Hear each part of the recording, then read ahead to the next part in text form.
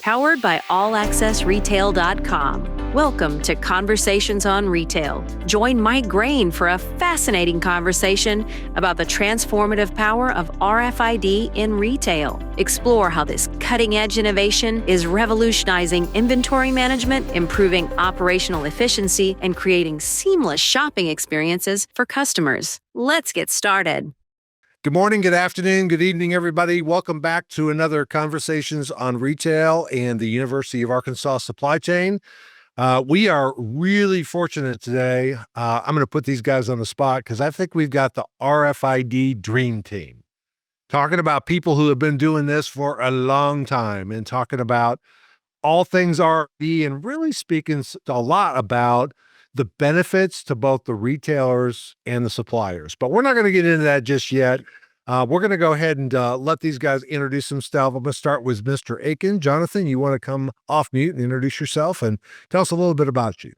So my name is Jonathan Aitken. I'm currently with a company called PVH Corp, which is the parent company of Calvin Klein and Tommy Hilfiger, where I am VP of Global On-Product Technology. But people just here call me the RFID guy. It was kind of funny. Our CRO says, I was wondering who our RFID guy was. And I was like, yeah, that's me. So I've been here for about just less than a year. And prior to that, I was with Avery Dennison and their RFID team, managed their partner program for them for 6 years. And then I was with Lululemon in Vancouver for 6 years. And so I just recently moved to New York City and been working on our global RFID rollout across all of our owned and operated stores, as well as our broader RFID strategy for our factories as well as our distribution centers. You have what I call the three-legged stool trifecta. You've been with a retailer implementing RFID at retail. You've been with a solution provider, Avery Dennison.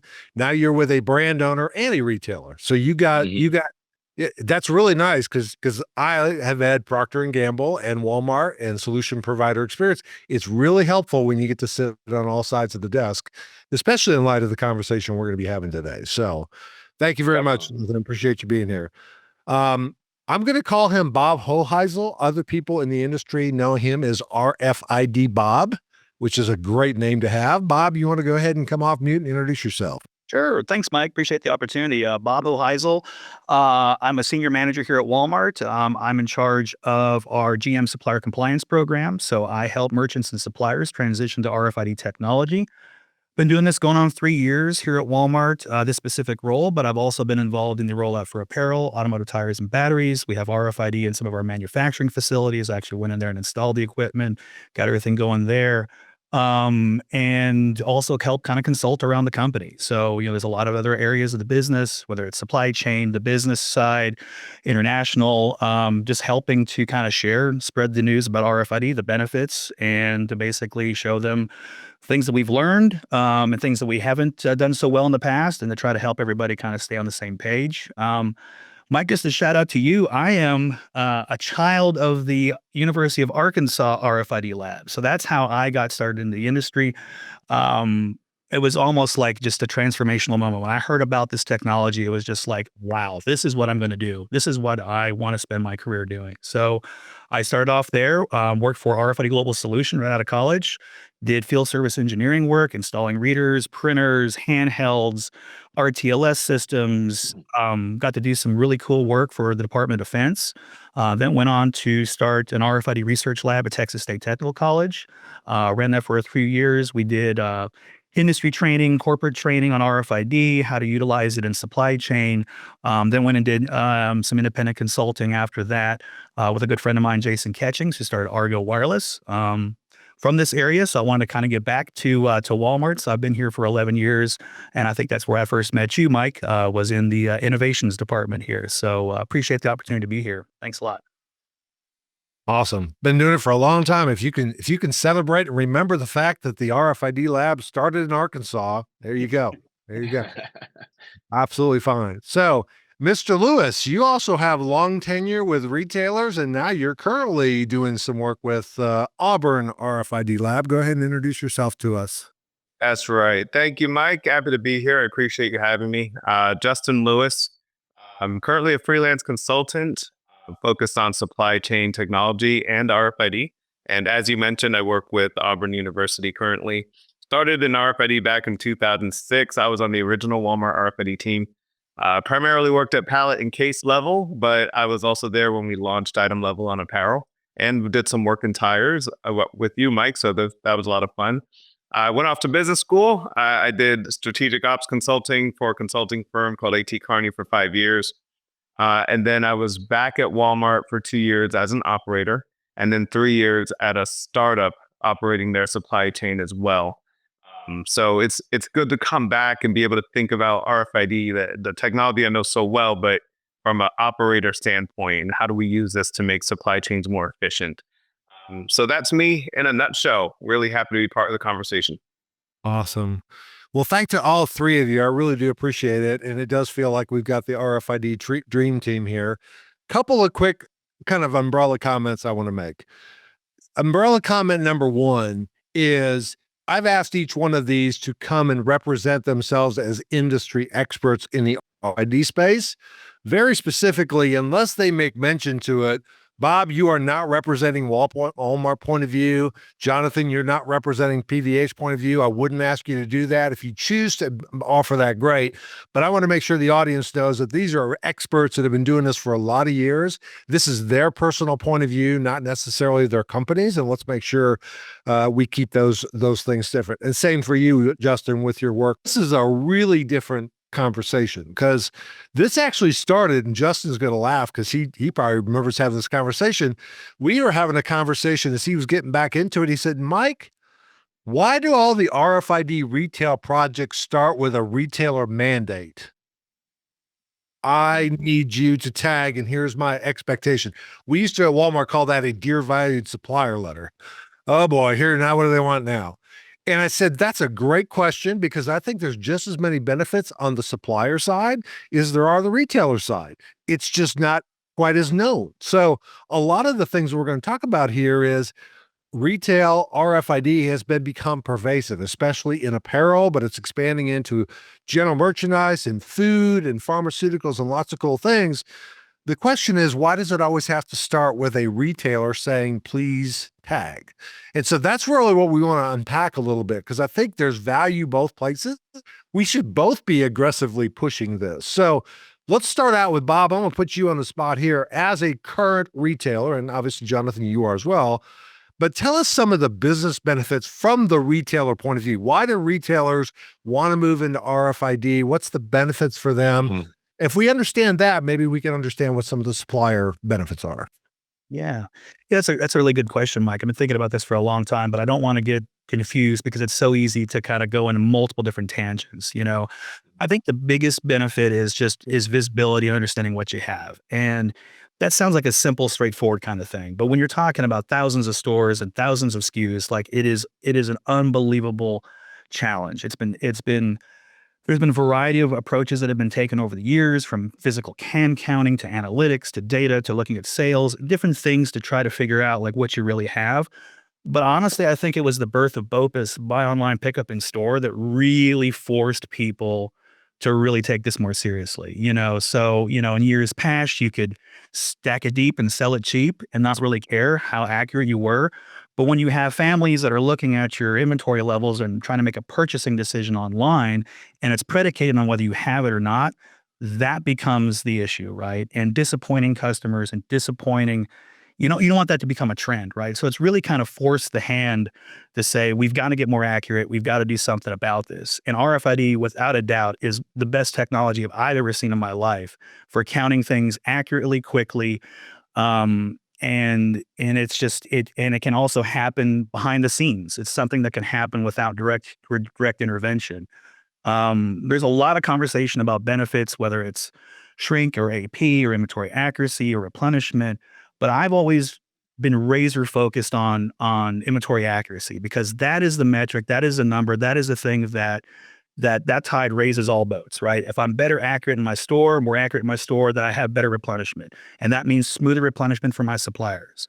It also means that I'm getting the right stuff to my stores. I'm getting the right merchandise where it needs to go, not just shipping as much as I possibly can, but being more surgical and being more tactical with it, So that's really the lens that we look at it. But we also I always kind of looked at it as a platform. it can do so many things, right? I'm focused on inventory accuracy right now, but there's all these other use cases that you can lever and layer on top of to create incremental value year over year. That is just such a compelling, it's such a no-brainer. And I'm glad we are where we are today, because if you were to rewind 10 years ago, 15 years ago, trying to consult and trying to sell these solutions to clients, it was always prove that this can work, prove that you can actually do it. We're long past the whole science experiment phase. Like, this is proven technology, and it's here today. So, and I'm very fortunate to be able to be, take a direct part of this. So. In the reality, most retailers will ask suppliers to tag at source for two reasons. Number one, they want to be able to leverage it as it comes through the supply chain. Number two, trying to tag product at a store or at a DC even is really, really, really hard. Yeah. And thirdly, retailers want to do scale. I can't imagine when we first did this, Bob, in 2013, we said, we'll just do men's jeans. The rest of the apparel won't be done. And the associate's like, well, okay, what's all in scope? Is this whole thing in scope? No, just the jeans are. This one's in scope. This one's not. This one's in scope. It wasn't scalable. I mean, it really wasn't scalable. So the mandate, the dear valued supplier letter, we expect you to tag, et cetera, primarily is to get the scale that you need to be able to drive that. So let's unpack the what I'm going to call the other use cases. And Justin, both you and Jonathan have excellent experience. Obviously, Jonathan, you as a retailer, but also as a solution provider and a supplier. There's obviously some benefits beyond just getting on-hand accurate in the store level, right? From a supplier point of view, what are some of the benefits that you guys see? And maybe as an offshoot of that, do we see a trend where suppliers are starting to tag without a retailer mandate to tag? I'll open it up. And Jonathan, you go first, and then we'll follow it up with Justin. Yeah, I mean, one of the things that we're actually looking at is, can we stop doing physical inventories altogether in our retail stores? And I've been kind of talking a little bit about this with other retailers at Auburn, and it sort of became a hot topic. And some of the challenges that we have is just sort of, while like I agree with you that people within the industry are now saying, well, RFID is a no-brainer. But when you start to talk to accountants, they're like, well, the way we like to do inventory is we like to go in and count everything. It's like the word is in their name, accountants, right? So it's just kind of funny, like, just say, like, we did a side by side when I was at Lululemon between physical and actual. And we counted all the stuff in the store. We counted with RFID, and they're still counting. We counted again, Like, we got basically the same information like 5 times in a row. And finally, we're like, okay, let's compare. And I said, okay, I've got 5 of these. And the guy goes, no, I've only got 4. See, RFID is wrong. And I go, well, what about the one on the floor? Because it had fallen off the rack. And he was like, oh, I missed that. And because he was just looking, with his little handheld scanner. And so that's when we coined the term, somebody on the team at Lulu coined the term RFID don't lie. But it was kind of funny. Like, it will potentially undercount sometimes. I'm sure, Bob and the others and Justin know that, but it doesn't overcount, right? But I think so that's a real use case is this physical inventory. But other ones, obviously, like shipping verifications, both from a factory as well as from distribution centers, both inbound and outbound. And then, once you can kind of connect all that stuff together, that's kind of your holy grail for managing things like diversion. And so for us, as both where I work today, as both as you mentioned, a retailer and a brand, we have some of our wholesale customers are asking about, what can you do about diversion? And they know that it's a hard problem to solve. So diversion, parallel importing, gray market, it's all the same thing with just different words. How do you manage that? And if you can know what was actually sent and track that back with the serial number, there's some really powerful stuff you can do with that. The challenges with that is, like, you have to say, okay, person operating the distribution center, this benefit may not directly be for you, but it's for the bigger company. And so that's kind of the bigger challenge of doing that. But one of the things that you're starting to see now, especially in Europe with the European Digital Product Passport, is this sort of like end-to-end view of traceability. And so traceability throughout the supply chain, you can almost automate some of that if you have RFID scanning everywhere. The challenge that I run into sometimes is a lot of people think that the RFID tag is like an Apple Air tag. And like, you should know where this went throughout the world because it's got RFID on it. I was like, well, no, until we actually record those events, then we can actually see it. And so I think that recording of the events throughout the supply chain And you're starting to see companies like UPS starting to do that as well. And so it's quite interesting to see how potentially you could tie some of those things together. So not just within your own owned and operated supply chain, but within your wholesale partners as well. Yep. Justin, one of the things that I'd be interested in is your reaction, because again, you have been on the retailer side of this. Now you're part of at least doing some work with the Auburn Lab. Auburn Lab in 2018 did this incredible study that I was very blessed to be part of, called the CHIP study. It never made any sense other than Justin Patton says, let's just call it CHIP. I go, what's CHIP stand for? Chain Integration Pilot. Okay, whatever. I think he came up with the acronym because he was hungry for potato chips. I'm not sure why. But what it did was study the supply chain potential of leveraging RFID for a couple things. Number one, claims or claims dispute. Jonathan, one of the things you just said, product authentication. All right. Is it really a London fog code, or is it a rip-off substitute, et cetera? Justin, talk to us a little bit about supply chain opportunities from your perspective. How RFID, because again, my goal is to figure out how do we get the industry to tag without a retailer having to do that. And I think these are a couple of ways that have a potential. Any thoughts on that? Yeah, I think you're right on, Mike. For me, as an operator, I like to start with where the problems are. And the big problem right now in the industry is claims. And I think you could talk to any supplier and say that is a huge issue, right? And it's tough when you're trying to solve the problem as a supplier. This is a problem of being able to speak the same language as your retailer. You can find the perfect system for it. They're not going to change their system, right? So you have to leverage technologies that are rooted in standards, because by default, everyone's speaking the same language when you do that.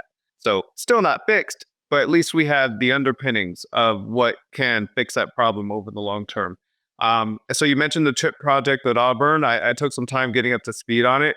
And they were using blockchain as another one of a new and also somewhat standardized way of being able to talk the same language across these entities. So I think the bigger point here, though, is RFID is not just, a tag, an enabler that you put on a single product. It's going to open the door to all of these different ways for us to do business and communicate with each other throughout the supply chain. So that's what I'm excited about. And I think that's where the real opportunity is upstream. And then the last thing I'll say is a bit more on the food side when I think about the real issues, but it's food waste, right? Food just is this other layer. We like to treat it like we do everything else in the supply chain because we understand moving SKUs around, but there's this concept or need to track the expiration as well, which is another layer of data that, once is applied in the right way, leveraging technologies like serialization and RFID, we will be able to bring down the amount of food waste that we have as well. So those are two big ones that are top of mind. Yeah, I saw there was a recent announcement for a large grocer that's starting to adopt RFID in their bakery, which is pretty exciting. So starting to see more and more, but it's leveraging that sort of extended attribute of the expiry date. Because, I just bought some, pan au chocolat recently at Whole Foods, and one box of those looks. It's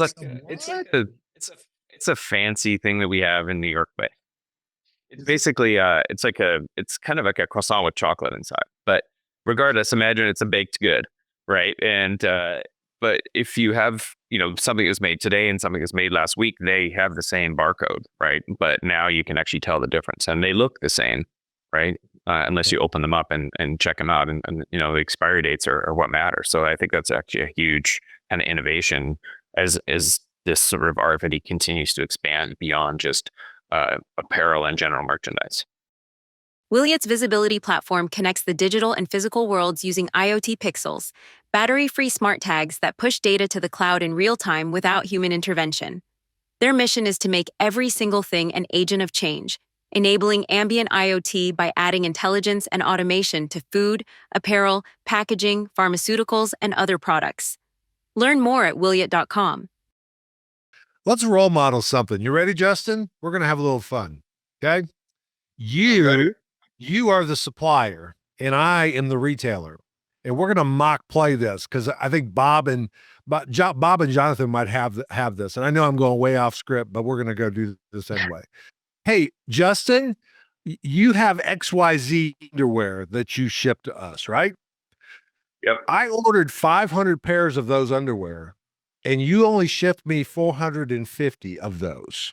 We're going to claim 50 of those, and we will send you or deduct that. Are you okay with that? Absolutely not. Well, wait, we didn't get them, Justin. We only got 450. We didn't get the 500. I'm not paying for 50 that I didn't get. Well, all of our records show that we sent you all 500. Well, our records show at the DC, we counted it. We only saw 450. Can I see those records? Sure, you can see those records. Okay. Well, I'll show you ours. There we go. We will do this for Bob and Jonathan. We will do this for weeks, right? And we'll finally go, exactly. We'll finally go, okay, how about if I just claim 25? Are you okay with that? And you're just tired of hearing from me? You go, fine, let's just do that. Fast forward. Hey, Justin, I only got 450 of the jeans or pairs of whatever it is that you sent to me. You say, let me send you the serialized numbers of each one of those. You scan your building, and if you got them, I ain't paying you $1. I am refusing your claim. That's the kind of power that this has. I can prove that these are the 500 we put on the trailer, and we secured the trailer. And if for some reason you didn't get them, either the people who transported them stole them, or your folks didn't count them right. One or the other. That's putting power where it belongs, and that whole ability to validate, no, I did get all that stuff, I'm sorry, is a big benefit. The other one, and Jonathan, you know about this, the ability for the supplier to absolutely audit 100% of the items that are leaving, especially pick pack kinds of things, going, oops, I didn't ship the right, I shipped you 50 of it, but all the sizes and colors were mixed up. So we're going to fix that, because we're not going to break open the cases and count them and audit them, because those are the old way. We're going to run them through a tunnel that's going to match it up against what should be in that case going forward. The question becomes, if those are such powerful use cases, why aren't the suppliers running to tag? I would think, I mean, obviously, Jonathan, you have experience with that. Bob, you do as well. To me, it seems like people would go, I don't care if the retailer's asking for it or not. There's a big benefit for me. I'm going to run and go do that. I think it's a couple of things. One, I think that, the sort of mandate letter template that has been used now fails to mention those benefits. And I think that that's doing a disservice to it. And so instead of like, dear valued supplier, here's your mandate. I was literally just talking about this in Australia recently, because we're doing something over there, and we're saying, let's make this a partnership. But so that's number one. And then also number two is, emphasizing the benefits that they will get, which includes your sales will increase. We will buy more things from you because we're going to sell more of your items because you're a RFID tagged them. And I think that's the carrot that they have. Obviously, like you said, you can get benefits within your distribution center as well. I just feel like still people think it's very complex, right? Imagine if you are a small supplier and you make something like like a trailer hitch or fishing lures that are very unique, but not necessarily maybe the most sophisticated products in the world. So that can be a challenge, and how to get the ease of use of and the other thing too is a lot of warehouse management systems don't incorporate RFID today, and so that's the other part. So how do you kind of I've been trying to, when in my role at Avery Dennison on the partner program, trying to get the Manhattans of the world to sort of embrace this, because a lot of people have Manhattan, for example, and how do you manage that serialized inventory? Yeah. Bob, you spent a lot of time working with suppliers, even though you work for a retailer right now. Not asking you to name any specifics, obviously, but what are some of the pushbacks that you hear about, well, I just don't want to do this and there's no value, et cetera? What are some of the, part of it is, this is just a really hard thing to tag. I get that, liquids, metal, and obviously let's put away what I would call the fixed part of why it's difficult, but what are some of the things that you hear from the suppliers around why they don't want to tag, and what's the motivation to encourage them to do so for their benefit, not just for the retailer benefit? Yeah, it's a great question, Mike. And for the record here, I think mandate is kind of a naughty word. I don't like using that. I like to use the word transformation. I like to And to your point, Jonathan, like, that dear John letter that you get from a retailer is not very self-explanatory as far as benefits and what's it in for me. When we started our program, that was one of the things we focused a lot of our work on, was articulating what the business value was for our suppliers and how this was a partnership, and how what we want to do on our side is predicated on you getting tagged up.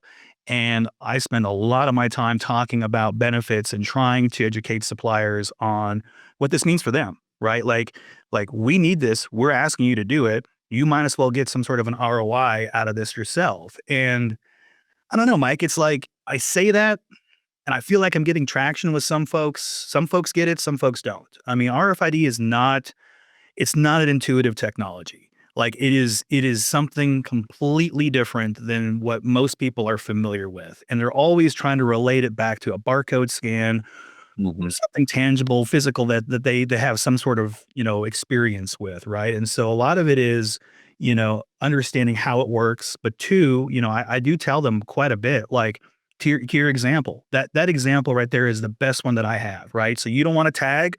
Well, what if you had the way to actually have serialized data of everything that you ship out to us, and you can use that in claims negotiation? That usually, that piece right there, I've got them at that point in time.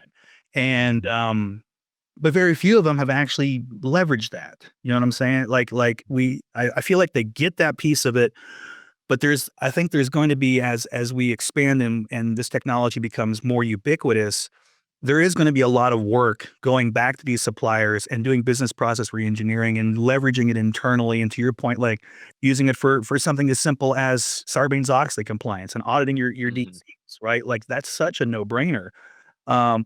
But I think we're kind of in the crawl or moving to the walk phase here. I think suppliers are getting it. I think there's going to be some that emerge as best in class that really kind of, talk about the benefits they're getting. Macro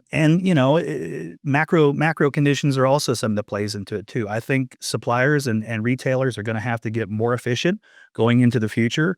And this is another tool that can help them get there, I don't know exactly, that's usually what I do when I get a little bit of that kind of pushback. Or I just talk about, what are your problems? What problems do you have? And just turn that around to say, well, if you had serialized data, you guys could do this. Oh yeah. Do you actually have contract manufacturers? You might be able to use this from a receiving standpoint to see what their accuracies are. And like, oh, I didn't even think about that. So I think it's just something that has to kind of saturate, like the concepts and the ideas have to be out there long enough where people finally start gravitating to it and adopting it. And to your point, Jonathan, too, it's not plug and play, right? So I've got a legacy system that I've had for 50 years. It doesn't work with RFID, so I can't do anything with it, right? So there are some technical hurdles that we've got to get through, but I think that they're going to be a thing of the past. I mean, when we did this, Mike, when you first did this, we didn't have things like web services. We didn't have like color screen displays. We didn't have like, quality Wi-Fi. There's so many things from a support technology standpoint that are here now, that are ever present, that are going to help enable all this, So. Yeah, I think it's easier for a company like mine to do a mandate than a company like Walmart that has a much broader supply base. For us, it's like, hey, we're the ones that are buying 100% of what we're asking you to make. So for us, it's like adding a button or adding something else. Like it's like we just did source tagging just now worldwide, and it was painless. Hopefully, for the most part, right? And much more so than some of the challenges that like a Walmart would have to have. And so, but that being said, I still think that there are now what we're actually looking at is the benefits that the factories can have.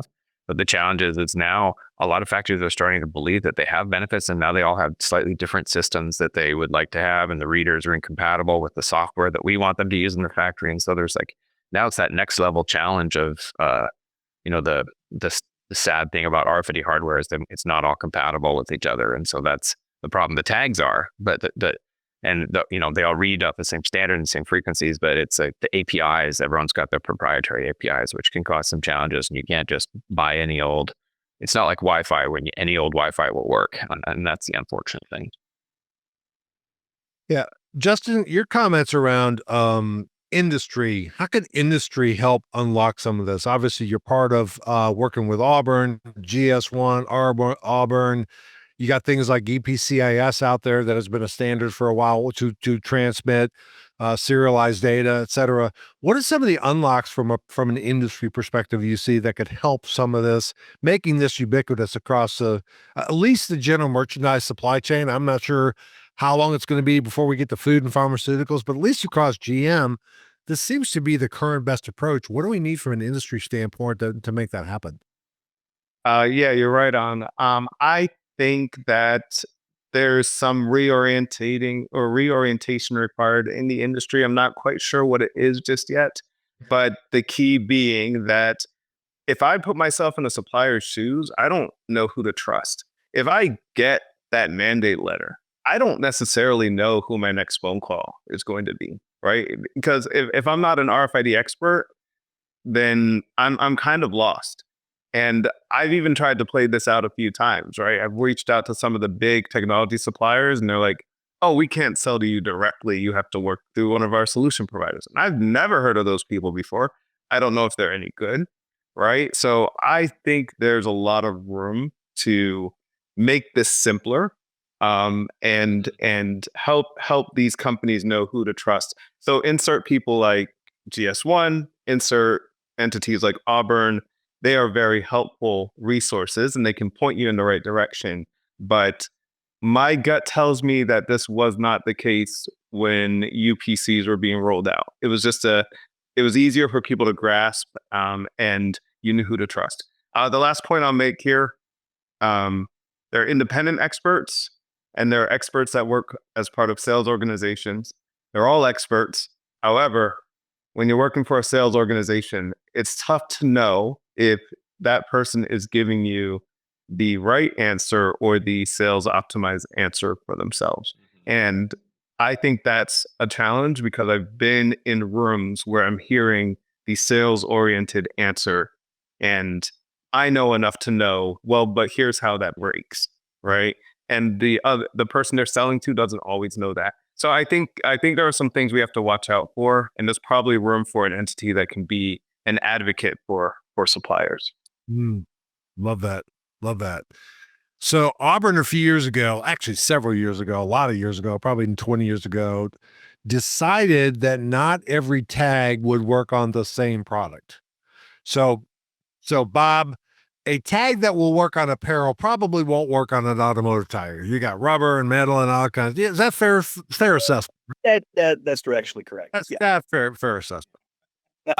So they came up with this thing called the ARC process, which I love. It's a great way of allowing the industry to certify for these use cases, for these types of product, these are the tags that will work. And that has been an incredible leverage for that. They also have come up with the ALEC program, which validates that the supplier is actually leveraging a packaging supplier that knows how to put the tag on, do it right, encode it correctly, et cetera. One of the things, and Justin Patton, just so you know, agree to disagree.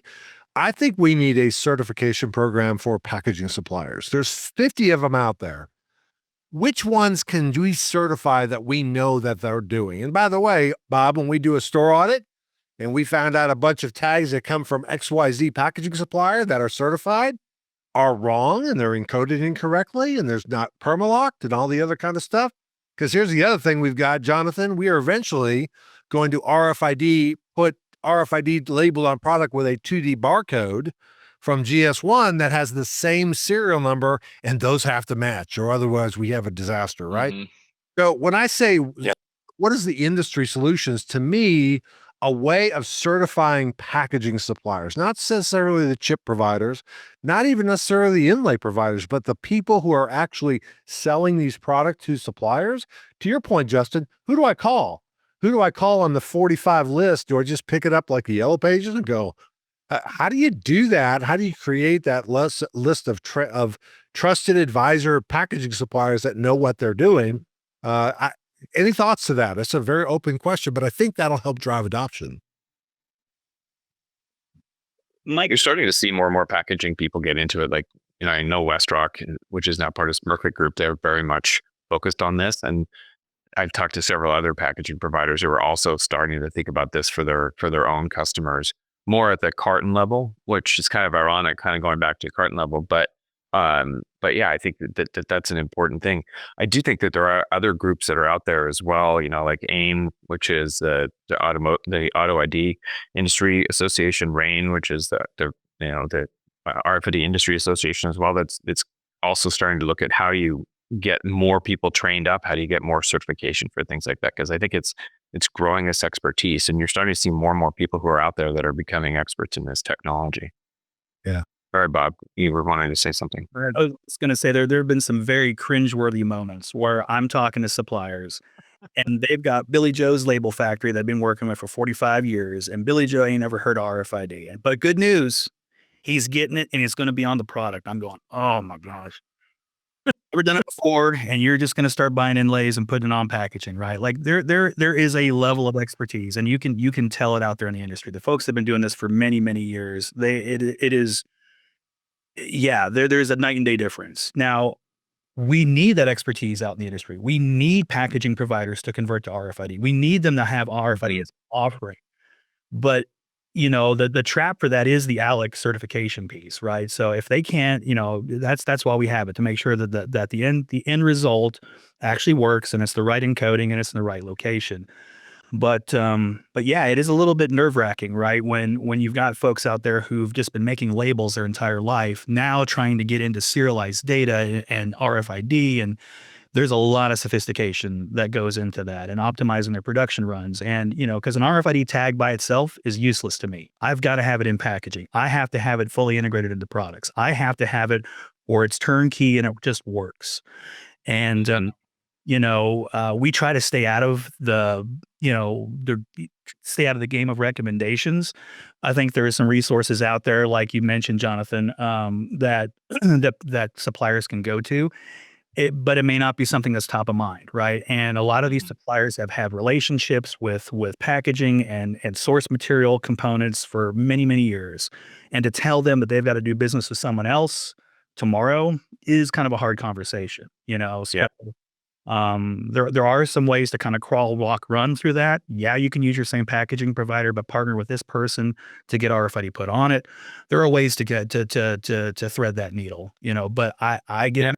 I really do, when we've got a brand new packaging folks coming online, and it may also not just be some domestic. It could be something overseas and a direct import, right? And so there's the standards and the I'd say the guardrails that have kind of been set up either through the ALEC program or our playbooks, I think helps keep things on track. But there's a lot of work out there ensuring that suppliers are continuing to do good jobs and they're not, messing up serialization, or they're not, somebody in the art department decided to put the tag on top of some metal foil because it looked better, or, we've heard all kinds of examples like that, where the expertise is given to one part of the organization, but another part of the organization that's actually in charge of implementation may not have gotten the memo about it. Yeah. Right? It's true. I mean, we see this thing all the time, and then the challenge we see sometimes is either in other parts of our organization, like, hey, let's redesign the stores and put metal shelving everywhere. And I was like, no, let's not do that. So, talking about challenges with liquids and metals, but our supply chain is fairly complex, and we have some people that are direct shipping to stores. We have others that go through our DCs, and we have licensees. So it's not quite as straightforward as I sort of made it out earlier. And we're certainly having conversations with some of those licensees as well. Be like, hey, we don't want to have to put tags on in the stores. We want you to start putting it on and shipping it to us that it's tagged. But someone like, hey, we're a fragrance company. We're not a apparel. We don't know how to do this. I was like, it's a box. Like you can put it on the box. You put the barcode on the box. So those are some of the conversations that we're starting to happen as well. It's 2024, and probably by the time this launches, it'll be 2025. I can't imagine what retail look like if half of the UPCs on the products were wrong. Mm-hmm. Imagine the chaos and a thing. People would say, my scanner doesn't work. This technology doesn't work. Well, if you either encode something wrong or don't serialize it correctly, And then maybe not even the packaging supplier's problem. Maybe it's when they hand it to the retailer, I'm sorry, the supplier, and they put the wrong tag on the wrong product. What you're going to hear, and Justin, I'm sure you've heard this, or you're going to hear RFID doesn't work. Yeah. RFID just doesn't work. This thing doesn't work. No, it works fine. Unfortunately, you put the wrong tag on the wrong product. You put it on the bottom of the box, so people put the bottom of the box on a shelf and it detuned. I mean, all these other kinds of things. So we got to figure out how to get an RFID tag on a product to be as correct as a UPC is on a box. Because otherwise, we're always going to run into this. Well, RFID doesn't work. It just shipped me a whole pallet of shoes, and I already got a pallet of shoes. Well, that's because the wrong tag was on the wrong product. We know how all that works. This stuff has to become simpler. We don't have to train people on how to do this. I just don't know what all the answers are. But the first answer is, I believe we need to have a certification program just like we do for inlays. And we ought to have the same thing for packaging suppliers. And when you've proven you know how to do this, you're on the approved list. And if we find out we do a store audit and you did it wrong, you come off the approved list until you can prove you can do it again. So I don't know. I feel pretty strongly about this. Justin and I agree to disagree, but that's okay. We'll continue through it. It's interesting. I just started this conversation internally because we've been tagging in some places for years. But my question was, well, what kind of quality control are we doing in our DCs to audit this? And in some places we do, and some places we don't. And so we don't actually have the capability of making sure that people have that ability to have the right tools. So it's like empowering the DCs for an audit tool. And I just came across one really recently that was quite an interesting one. But we have multiple ticketing providers, and some of them actually offer those services to the factory. Some of them make it mandatory for the factories to do it. And so it's quite interesting as we kind of are auditing all of our processes, because we have kind of found a few things that are missing coded. And if it's missing coded, or if it's not encoded at all, it's like that's invisible to RFID. And we kind of had this issue recently where we're like, wait, these shirts aren't actually being replenished, and then we realized that the tags weren't encoded properly. So, but our guys in our stores didn't know what the problem was, so because we didn't have the right tools in place.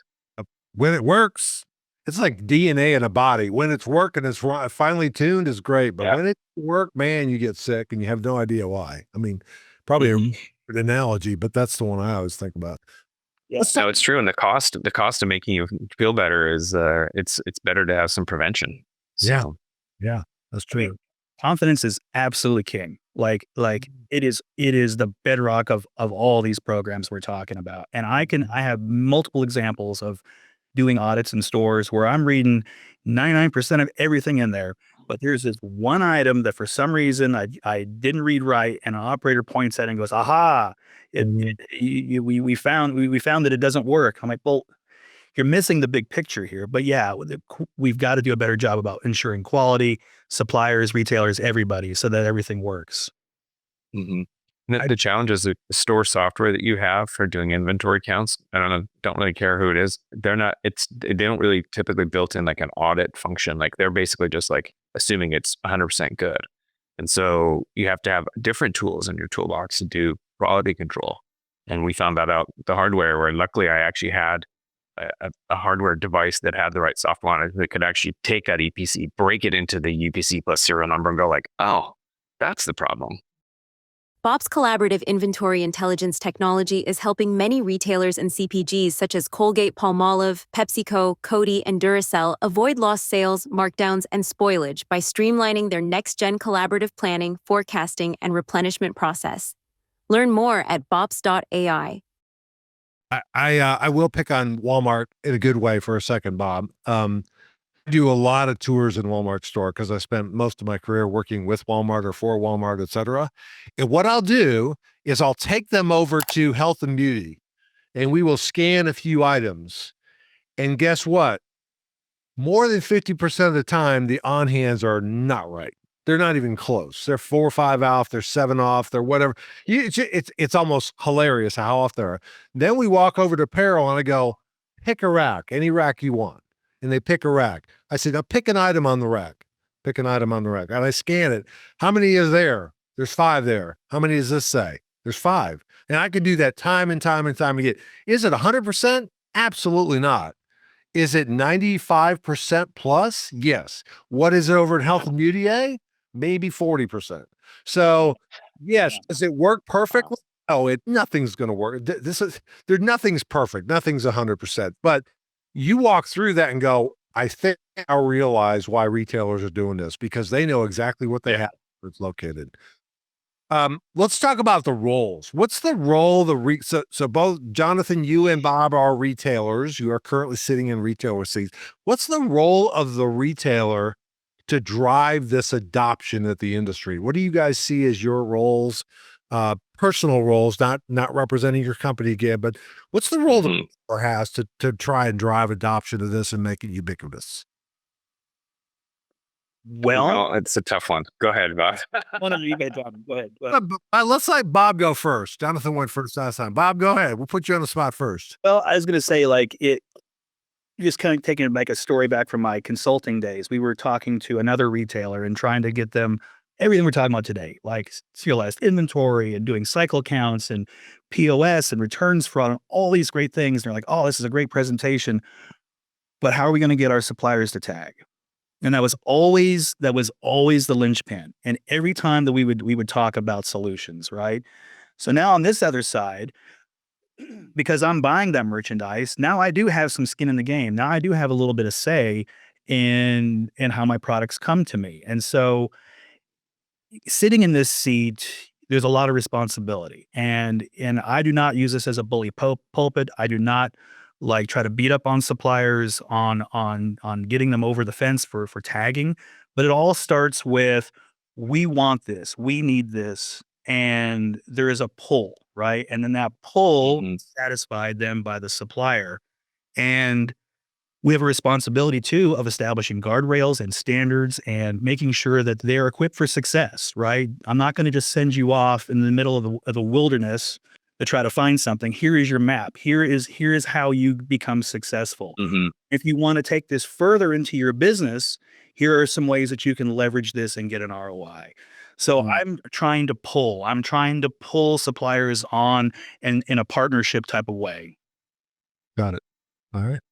Yeah, I agree. I mean, I think educating those brands, right? And initially you hear from, I had this conversation last year or 2 years ago with a couple of brands who were, subject to mandates at multiple different, sporting goods retailers, for example.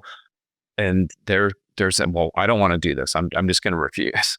And I was like, that's so short-sighted. Like, I understand there's complexity, but one of our retailers, partners that in Australia actually saw a 30% sales bump in selling our products by putting RFID tags on it because they were replenishing better.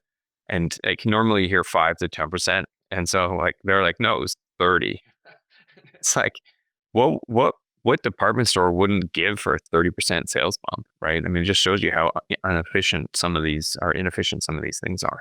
But I do think that the retailer's roles and responsibility is an education piece, right? Owning the solution end to end. And so one of the things that I did when I got here was I created a deck that I've kind of as a living document. It's like my RFID 101, and I pick different parts out of it. It's like, this is how an RFID tag works. Because a lot of people think, oh, it's just got a serial number on it. And it's like, actually, no.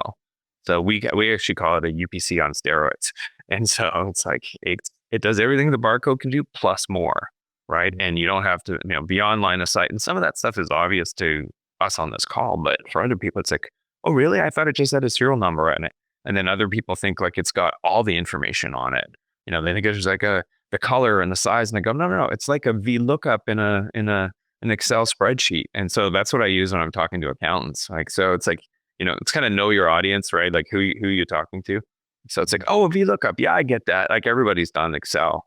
So, or like it's a pointer, like it's trying to like figure out the right ways to talk to different people. But, if you're a brand owner who's not a retailer, then, you just need those RFID tags. But, because you just have to comply. But think about, like we were saying earlier, what are the other things, the other benefits you could get from that, like pack verification, right? The challenge comes down to hey, only 20% of my stuff has to be tagged. So I'm just going to tag, in a VAS thing just for those 20%, because that's the quick and easy solution. But, if you step back and said, actually, what if I tagged 100% And then I had 100% verification. And then all my claims I could dispute, regardless of whether the other person on the other side is using RFID or not. There's a huge value there. And imagine now if it's actually like nicely embedded into the packaging, which I think is kind of what you're getting at before. So, box of Pampers, to pick on Procter Gamble, right? And now if the tag is built in there instead of like stuck on the outside, less issues with damages. It's nice and clean. You can put whatever marketing you want on the front because the tag's on the other side, and it's integrated into your processes. It's a little bit harder, but I think the benefits are worth it, right? And then no one can mess with it too by taking their tag off, in the store, which I'm sure you're going to start to see retailers who have self-checkouts seeing that kind of potential for fraud, right? You can do it with a UPC today, but an RFID, it's the same way. But by the way, let's not forget about the consumer use of that. I remember this was 20 years ago at P&G. We actually had a washing machine with different detergents, and you would throw a shirt in that had an RFID tag. That RFID tag, what kind of a product it was, polyester or cotton, whatever. It decided what kind of detergent, hot water, cold water, et cetera, because there was intelligence in the tag that told it what you use. So there are fridge use cases. I think Europe's way beyond where North America is right now just because of the privacy concerns. But I think eventually we'll get there. People like Michelin are putting RFID tags in the sidewalk tires now for the same use cases. So I can walk around with a wand and go, guess what, sir? You have 2 tires that are out of date and on recall. They're unsafe. We've got to get those fixed for you. Things like that. Mm-hmm. Justin? Quick comment here. Yeah. Yeah, A quick comment on this topic. Yeah. Let's see. So for me, I think the role of the retailer definitely spur the activity, right? Yep. That's what we've seen over the past 12 plus years, right? And now what we want is for the supplier to shift from I'm doing this for the retailer to I'm doing this because there's some real benefit for me to do this. But there's, I think, 2 things that come up that require us to look or think a little differently. If you're a retailer, my push is that you need to give the supplier flexibility to do it in a way that's going to work for them. And here's where it gets tricky. We have new tag data standards out now, right? And new tag data standards is not just a better way of reading the tag or more information you can put on it, but now all the systems need to be able to decode that in the right way. So my challenge or my push would be, hey, retailer, understand that as long as the supplier is following a standard, they should be able to implement it in the way that makes sense for them. What P&G does could be different from what Unilever ends up doing. But it's all standardized. You'll still be able to count. Some will use 96-bit tags. Some will use 128-bit tags. But you are going to be the recipient of the tag. You need to be able to read all of it, right? So I think that is a shift and part of the responsibilities of these downstream players to make sure that there's enough flexibility for suppliers to implement the technology in a way that's going to be meaningful to them. Right. Justin, what do you think the industry responsibility to drive adoption looks like? I mean, you're a former retailer, but you're now sitting kind of in the industry consultant speak. What do you think the opportunities are there? For me, it really comes down to 2 things. One, making it easier, right? Going back to what we were saying earlier. But I always hear people talk about business cases. I don't actually think I've seen one yet, or one that's like really compelling. I know it's going to change from organization to organization, but at the supplier level, the answer will be the same. The ending value will be different, but the sources of value should be pretty similar, right? And I'd love to see that articulated a bit better. And I think that's what people like me and other industry players like Auburn, I think that's a place that we can play in helping people understand, well, everyone's different, but here's where you're going to get the value, and here's how much we think you're going to get. And I think to one of your earlier points, Jonathan, it may come from areas of the organization that, you decision maker, you don't oversee, right? So we just need to look at that whole picture. All right. So here's the good news and bad news. The good news is we've covered a lot of stuff. The bad news is there's 4 more questions I didn't get to, but that's okay. That's okay. I'm okay. It tells you what a terrible moderator I am. I should have been able to get through these, but I didn't get through them. But it was a great conversation. Let me do this. We need to wrap this up. One of my favorite questions, and most of you who have been on podcasts before heard this one. What should have I asked you that I didn't? What's this burning thing you'd like to be able to share that we never got to? Free form, whatever you're thinking about. And we'll pick on Jonathan. You go first, since you're our Canadian representative. Why don't you go ahead and let us know what's on your mind that we didn't talk about? That's really a burning platform for you.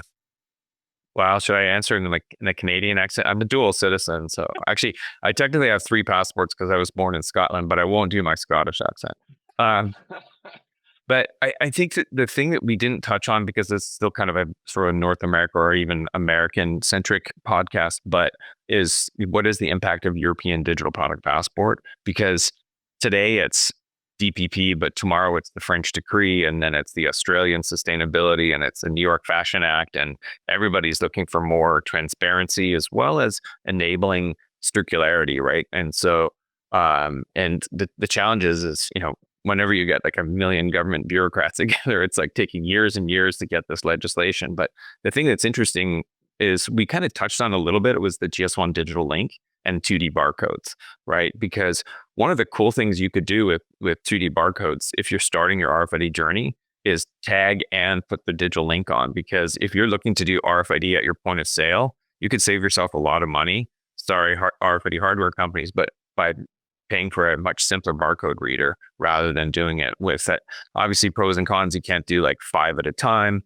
But if you want to do 1 by 1 today, but you want to read that, that's what Puma is doing in their stores in North America. So one of the things I love about being in New York and being on Fifth Avenue is I can walk up and down Fifth Avenue and I can go and do what we call an RFID safari. And we've done it with our teams to go into stores, talk to people about what they're doing and see. And it's really interesting to see what's actually landing in the stores. Awesome. Yeah, we did not get to 2D. That was one of my questions, that data link that we want to talk through. But that is a huge unlock for sure. I'm really excited about that. Not that serialized data is powerful, whether it's captured with RFID or a 2D barcode or any other ways. Dr. Bob, RFID Bob, what's on your mind that we didn't get to? What's hot? Well, I love supplier compliance, but the thing that keeps me up at night, that I just mull over and think about is serialized data exchange amongst supply chain partners. Like, I literally was having this conversation this morning with somebody about, they're like, I wish we had the source data from the supplier so we could see what we're seeing in the store and kind of do a cross check. And I'm like, that's the vision. That's where all this is going to. Mm-hmm. And I think it is a vastly underestimated level of effort, right? And like, if you were to give me that serialized data today, Mike, I don't know where the heck I'd put it, right? It's a lot of data. It's a ton. Yeah. And everyone's vying for, I would say, control or like have ownership. I mean, we all know that, data is the gold, right? And we're very poor at wanting to share that. And I think that is the big unlock for a lot of suppliers too, is giving them full transparency and visibility to this data actually out in the wild. How do we manage it? How do we do it where there's standards and where someone doesn't monopolize it, right? Like, those are big things right there, Yeah. The challenge is, do you do it in like some public cloud? I mean, originally that was why, when you look back at what Auburn was doing with blockchain, it was kind of, it was sort of neutral, right? It was, it allowed you to do it. And then, you can allow different people different levels of access. And then obviously the other part about blockchain is it's immutable. So you can't make changes, right? So it's auditable and things like that. Blockchain, you don't hear as much of anymore, but I'm sure there are people who are still using it. But now I think it's just sort of taking off with like, Azure can do a lot of these things. Google Cloud can do a lot of these things. There's like Alibaba Cloud. A lot of these people are doing that, and you can scale up and down. But how do you manage that access? It becomes a very complex thing. I mean, it's like EDI at the next level, right? So it keeps me up at night too, because that's part of our long-term strategy, is at least internally being able to go from factory to distribution center to store. And that sounds easy, but when you think we've got hundreds of factories, dozens of distribution centers, some of which are 3PLs, some of which are not 3PLs. And so it definitely becomes a more complex thing than just a simple, 3-step diagram. It's the supply chain is much more complicated than that. Absolutely. The good news is most of this is built on GS1's EPCIS, which has been around for a long time, but all of these blockchain models were built on that platform. The key is having a standard way to communicate it, whether it's Azure or blockchain or whatever it be. Mr. Lewis, you get the last set. What's on your mind? What are the things that we should have? Yeah, I appreciate that. Look, I have not figured out how to articulate this perfectly yet, but my view, I would love to challenge everyone to just shift how they think about RFID a little bit. I think as an operator, I think we've done the best that we can possibly do with inventory management with today's technologies outside of using RFID, because it is the most perfected, imperfect way of trying to understand how much inventory you have. And it's still really bad, right? And I think RFID, especially when you start thinking about fixed infrastructure, you've enabled systems to see, right? You are now in a place where your system can be constantly monitoring what's happening, and you can be notified when something goes off, as opposed to when, you try to count at the end of the month and you try and figure out where everything went. Right. So I think this is a big data problem, right? And I think we're asking a lot of people to really understand the power of RFID who may not fully grasp how big data can be leveraged in a way to make the supply chain more efficient. So I've been out of this for 12 years. I'm back in it now, and we've had so many technologies come out that have been able to really make things more efficient. But imagine if we could apply those on top of this signal and a computer-based view of where my inventory is. It's going to change not only inventory management, but it's going to change my planning. It's going to change forecasting. It's going to change how I transport product, when I do it, where I transport it to. So as an operator, that's what I'm really excited about. And I think there's a lot of opportunity for us to collectively push in that direction. Love it. Love it. Guys, I can't tell you how much I appreciate you taking some time out of your busy schedules. The future is bright. I mean, we've all been doing this for a long time. And yet, while we can celebrate what we've accomplished and things we've seen, we see more and more and more opportunities for what's ahead of us. And obviously things like leveraging that serialized, G10, that serialized item information. I think the 2D barcode, that Sunrise 2027 initiative where you link the actual barcode on the product and it has the same serial number within the RFID is going to be a game changer. And the other one is more and more retailers are starting to look at both fixed infrastructures and automated data capture, AKA robots, to collect this data to take this wand out of somebody's hand so they don't have to do this 10 hours a day. Now, in Jonathan, in your stores, it's probably not an issue. In a great big 220,000 square foot store, putting that in somebody's hand and having him wand for the whole product would be a 10-hour job. So I'm really excited about that because there's asset protection use, there's supply chain uses. We're just getting started, believe it or not. So yeah, there's some cool stuff with robots, but I just did a tour of back rooms in 3 different countries in Asia. So we have a lot of product in the back rooms, and we use that space very creatively. And so you've got rolling shelves, and so getting a robot in between something where there's zero room because you have to spread it apart is a tough thing. So, but depending on which store you are, robots can be great. In Australia, Kmart, which is still alive, is a different brand in Australia, is using robots, and they've kind of paired it up with handhelds. So they're doing 2 things at once there. So robots are the future, I guess, is kind of part of the way that you could look at it. Here's the way I'm seeing it, and with some of the clients that I'm working with, fixed infrastructure control points, not choke points, Bob. Remember the old choke point goes on portal and we read it all? That doesn't happen, right? But control points, what it would receive, what's went to the sales floor, what left the store. That's the fixed infrastructure part. Mm-hmm. Robots are really conducive to just run around the sales floor and go ahead and collect that data and take the associate portion that out, reallocate that labor to do something probably more customer facing or Yeah. so. Well, guys, I really do appreciate it. I think you're all going to be at NRF. I'd love to be able to see you at NRF or at Auburn. We got a supplier summit coming out of Auburn.